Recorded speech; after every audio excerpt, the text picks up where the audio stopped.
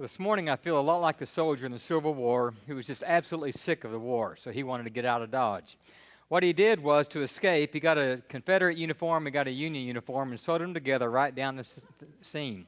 His plan was to walk in the middle of the firing line, and each side would think that he was on their side. It was a great plan, except for the fact that he walked the wrong way and he was shot at from both sides. I know that this morning I'm going to get shot at from both sides. I'm going to make both sides of this hot issue on homosexuality very mad today. I will be misunderstood, and I understand that. I don't have any problem with that because I don't even understand this issue, so I can't expect you to understand what I'm saying about it. So I will be misunderstood this morning, and I'm ready to deal with that. Some of you will leave in a few minutes thinking that I'm too soft, that I'm too easy, that I'm liberal, that you may even question my faith. You may even question my respect for God's Word, and I'm prepared to deal with that. Some of you may think, as you leave, that I'm too harsh, that I am too narrow, even intolerant, and I'm okay with that too. I don't know where I stand on this issue, so I can't expect to speak real clearly today. All right, here's the deal. Are we able to, with open arms, accept a gay couple, a homeless crack addict, a person whose behavior we don't understand, or maybe a person whose behavior grosses us out? Are we able to accept that person into our church, into our small group? Hey, into our lives. If you vote for grace and not performance, yes. If you vote for performance and not grace, no. Because you may not understand, you may not like, you may disapprove of somebody's performance, but if you are Jesus to somebody, then you will love them, you will accept them regardless of that performance. And if you look close enough at that person whose performance you don't understand, whose performance may disgust you, if you look close enough at that person, you will find on that person the fingerprint of the Creator God. Hey folks, you and I have got to look past the person's behavior. We've got to look past the person's performance, and we've got to look at the worth of the value to know that that is a child made by God. I vote for grace. I vote against performance.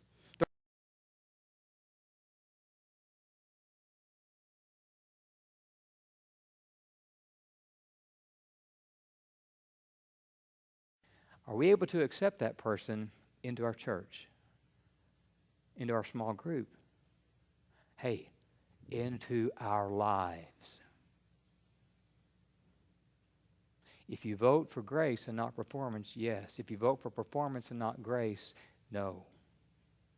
Because you may not understand, you may not like, you may disapprove of somebody's performance, but if you are Jesus to somebody, then you will love them, you will accept them regardless of that performance. And if you look close enough at that person whose performance you don't understand, whose performance may disgust you, if you look close enough at that person, you will find on that person the fingerprint of the Creator God.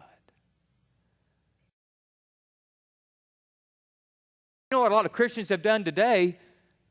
A lot of Christians have said, well, here's the standard of what is right or wrong. Here's a list.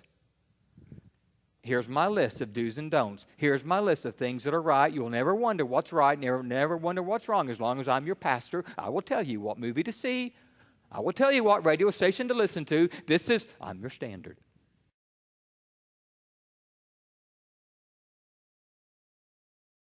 I think the biggest lie that I want to blow you away with today, that I even believe it, you may not agree with me, and that's absolutely okay if you don't agree with me on this, but just don't disagree because that's what you've always heard, that has been repeated. Disagree after you've studied the issue.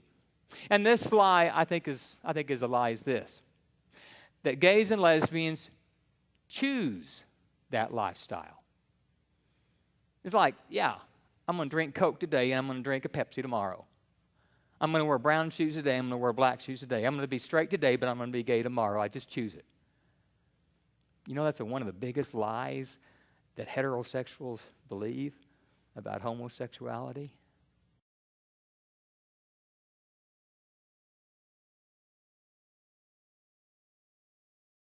Phillip, you got to be an idiot to think I chose this. Why would I choose a life full of rejection? Why would I choose a life where everybody would tease me and harass me? Why would I choose a life when I'm afraid, because of my lifestyle, to go out walking on a parking lot because I'm afraid I'm going to get beat up? Why would I? Good night. Why would I choose that lifestyle? In fact, what I've heard from so many people, especially people who have talked with me who have a relationship with God and who have grown up in the church under the umbrella of Christian teaching, what they have said is this: I prayed, God, please take this away from me. I don't want this life. I don't want these feelings. I don't want to have this attraction toward my same sex. God, please take it away from me. Instead of choosing it, they tried to choose against it.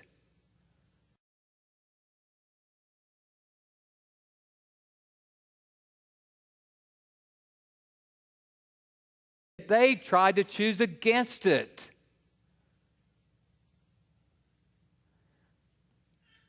But we heterosexuals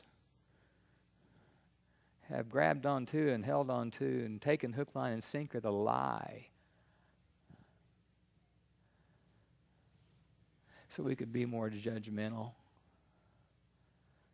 so we could be more critical.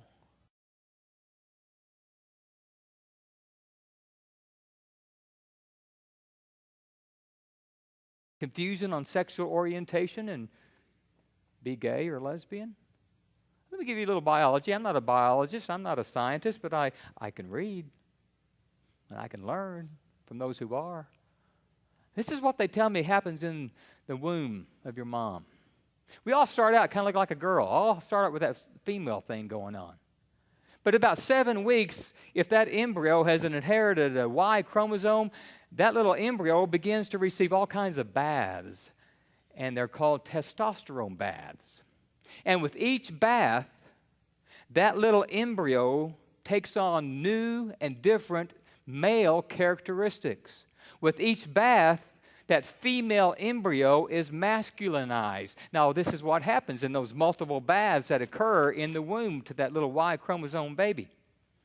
Sometimes he gets a full dose of the bath, but sometimes he misses the bath. Sometimes the water, the faucet, doesn't quite have a full force of the testosterone, and he just gets half a bath. So maybe one time he gets all the maleness of that particular bath of testosterone flows out, but the next time he doesn't get quite all of it, so he's not quite all male in that particular bath.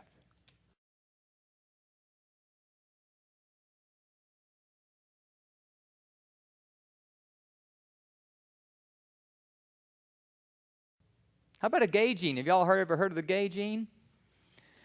They haven't found a gay gene yet, but they're getting pretty close. The most interesting study involves sheep. They studied sheep, all sheep. They discovered that just a little bit, barely half of sheep, rams, are heterosexual. 20% of the rams swing both ways. 15% of the rams are asexual, and 10% of the rams are gay. I wonder why there are so many gay rams. I think they've got an overbearing mom, don't you? Mom just wouldn't let that little ram out of her sight. The scientists have looked at the brains of these gay rams, and they've discovered that the gay ram's brain looks exactly like the female ram's brain in these particular sexual areas that determine that kind of stuff. Then they studied the corpses of gay men compared to the corpses of straight women, and they discovered that there's a big resemblance between the gay man's brain and the straight woman's brain. Wow. No, they've not found a gay gene yet, but the studies are getting so far, and it's just a matter of time.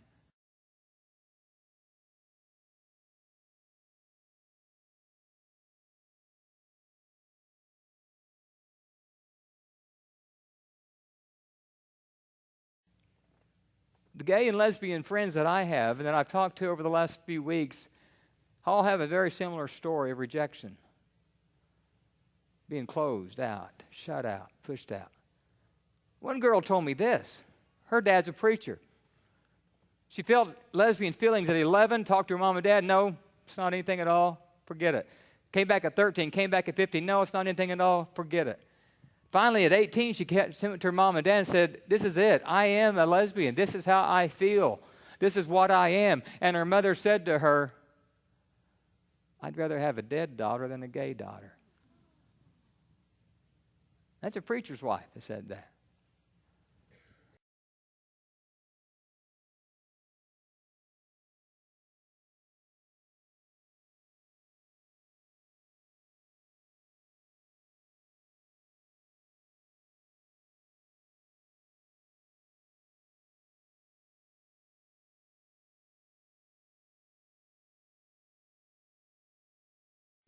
I will go this far and say that until you have a friend who is a lesbian or a gay, until you've listened to stories, until you have interrelated to them and interacted with them and walked with them a little while to know what's going on in their life, until you have that kind of a relationship, shut up. I got a letter from a person in our church whose brother is gay. And I talked with her at length this week. And in her letter, she told me about her brother. She said this: he told me he had cried many nights through junior high, falling on his knees, begging the Lord to help him. He did not want to think or feel this way. He told me that God never heard or helped, so he eventually decided to accept it, set God aside, and move forward with his life. He was angry with God and did not want anything to do with him.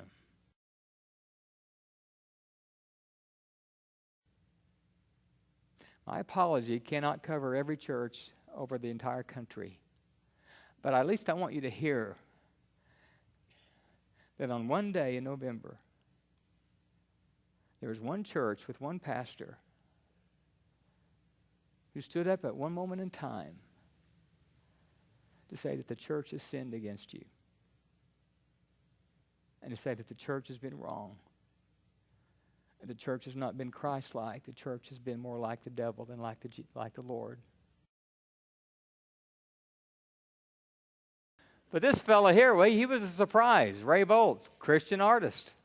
Gosh, he's been singing since I was a kid. He's got so many platinum albums out there.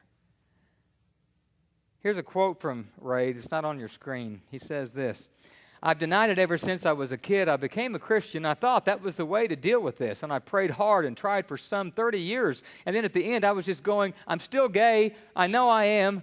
And I just got to this place where I couldn't take it anymore. When I was going through all this darkness, I thought, just end this.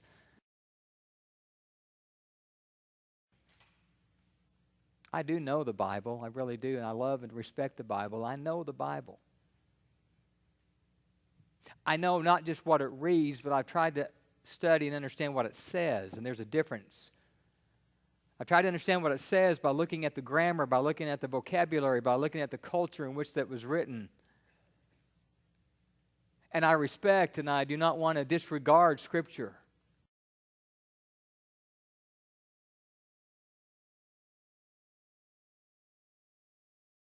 I don't understand orientation. I don't understand how to interpret Paul. I don't understand, is it sin? Is it not sin? Is it sin as Paul intended it to write, or are we reading it the way Paul intended it? I don't understand how to translate that, how to make sense of that. I don't understand how it all works inside, and it's like, God, I don't understand it, and I got to talk about this on Sunday, so what I'm going to do. And he took me to 1 Corinthians chapter 13, and this is where I am. He said, now we see things imperfectly as in a cloudy mirror, but then we will see everything with perfect clarity. Although all that I know now is partial and incomplete, but then I will know everything completely, just as God now knows me completely. That's me right there with this issue. I don't know. It's all very cloudy to me. That's where I am. You may not be there. You may walk away thinking I am just as liberal as the day is long, and that's okay. I'm all right with that.